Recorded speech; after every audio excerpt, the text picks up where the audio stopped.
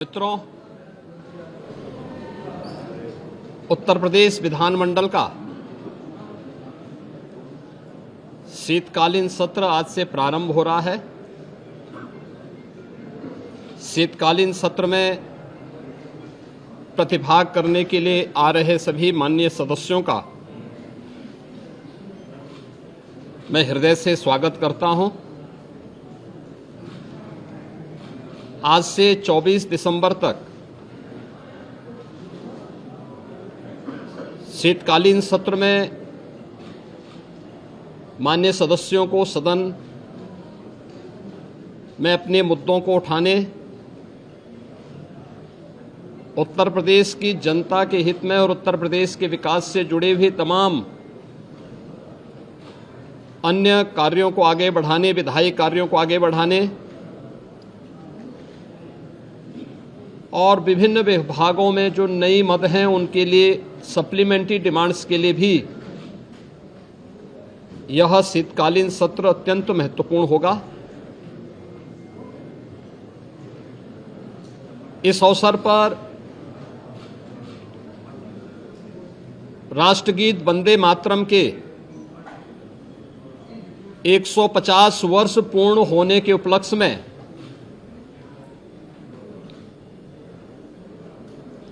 एक महत्वपूर्ण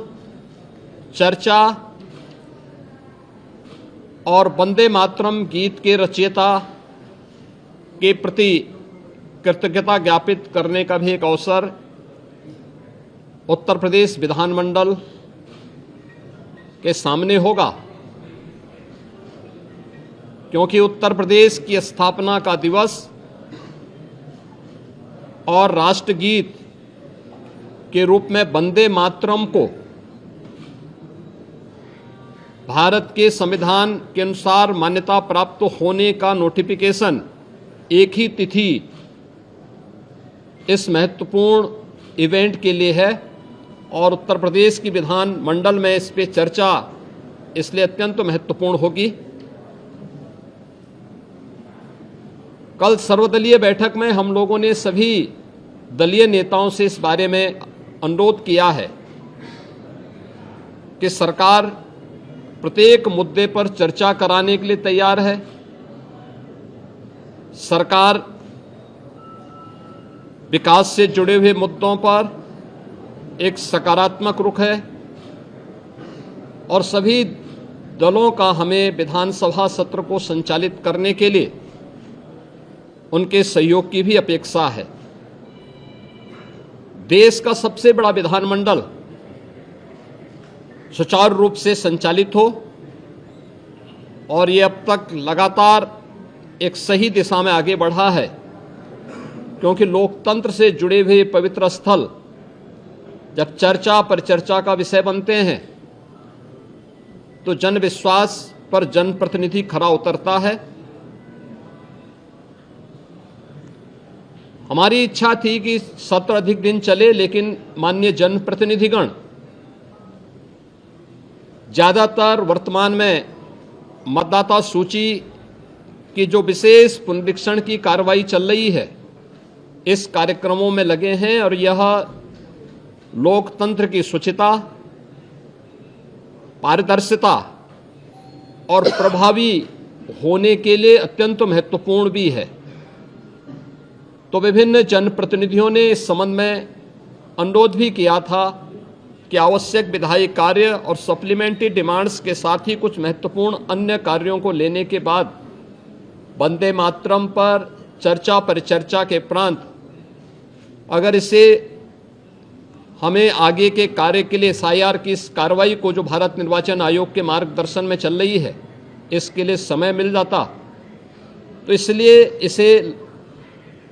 आज से 24 दिसंबर तक विधानमंडल की इस कार्रवाई का हमने सत्र रखा है और मुझे पूरा विश्वास है कि सत्र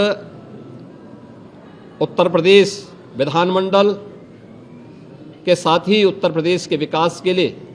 एक महत्वपूर्ण सत्र साबित होगा। समाजवादी पार्टी लगातार सरकार पर आरोप लगा रही है, हर प्लेटफॉर्म पर आरोप लगा रही है, सरकार की तरफ से क्या कार्रवाई? इनके विधायक होर्डिंग बोर्ड करा रहे हैं, क्या कहेंगे? देखिए,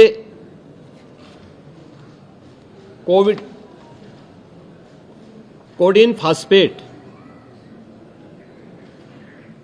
यह एनडीपीएस के अंतर्गत आने वाला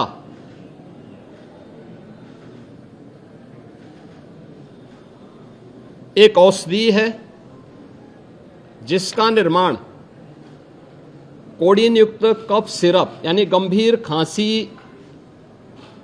के लिए कफ सिरप बनाने के लिए उपयोग होता है, लेकिन सेंट्रल नारकोटिक्स ब्यूरो के द्वारा इसे केवल उन्हीं औषधियों के निर्माण के लिए आवंटित किया जाता है। इसके लिए उसका कोटा, उसका आवंटन, ये सभी सेंट्रल नारकोटिक्स ब्यूरो के द्वारा तय होते हैं। इस मामले इसकी यह कफ सिरप तमाम जगहों पर नशीले पदार्थों के रूप में इसके दुरुपयोग की शिकायतों के बाद इस पे हम लोगों ने कार्रवाई की थी, क्योंकि अवैध रूप से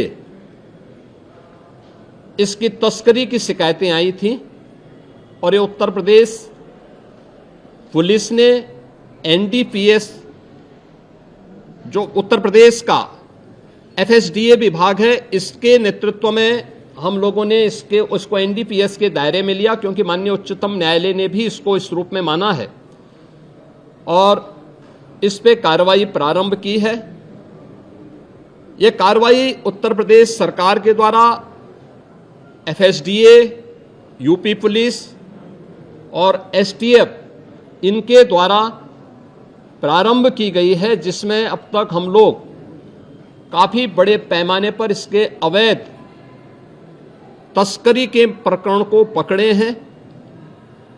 और इसमें व्यापक गिरफ्तारियां भी हुई हैं। यह हर व्यक्ति जानता है कि हर माफिया के संबंध समाजवादी पार्टी से रहे हैं और मुझे लगता है आज विधानसभा में तो कार्रवाई संभवतः नहीं चलेगी, क्योंकि विधानसभा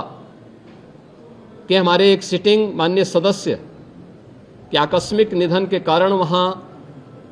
कॉन्डोलेंस होगा, लेकिन विधान परिषद में हमारे विधान परिषद के नेता सदन इस मुद्दे को वहां पर अगर उठेगा तो जरूर इस मुद्दे को वहां पे रखेंगे, अन्यथा हमारी ओर से कोई माननीय सदस्य बाहर भी अगर सदन में उठेगा ठीक है, बाहर उठेगा तो बाहर भी उसका जवाब देगा। लेकिन प्रारंभिक जांच में सामने आया है कि उससे जुड़े हुए जिन अभियुक्तों को एसटीएफ या यूपी पुलिस की कार्रवाई में पकड़ा गया है, उनके कुछ संबंध समाजवादी पार्टी से सामने आए हैं और समाजवादी पार्टी जो अपने कार्य के अनुरूप जिसका जो बदनाम हो चुकी है और पहले से कुख्यात है, इस पूरे मामले में भी उसकी संलिप्तता आएगी, चूंकि एसआईटी एक राज्य स्तर की एसआईटी इस पूरे मामले की निगरानी कर रही है, जिसमें यूपी पुलिस, एफएसडीए, इनसे जुड़े हुए सभी अधिकारी मौजूद हैं। इनके अवैध रूप से तस्करी के साथ साथ इससे जुड़े हुए अन्य जो महत्वपूर्ण पहलू होंगे, किन किन लोगों के पास ये धन गया है, ये बातें भी सबके सामने आएंगी और इस बारे में पूरी रिपोर्ट आने के बाद ही इसके बारे में कुछ कहा जा सकता है। लेकिन ये जरूर मैं कह सकता हूं कि जो सपा प्रमुख के द्वारा कहा जा रहा है, ये वही स्थिति है कि यही कसूर मैं बार बार करता रहा, धूल चेहरे पर थी और आईना साफ करता रहा। यानी फोटो इनकी है उन माफियाओं के साथ, तो स्वाभाविक रूप से अवैध लेन देन में भी संलिप्तता कहीं ना कहीं सामने आएगी। जांच आने दीजिए, दूध का दूध और पानी का पानी सबके सामने आएगा। धन्यवाद जी।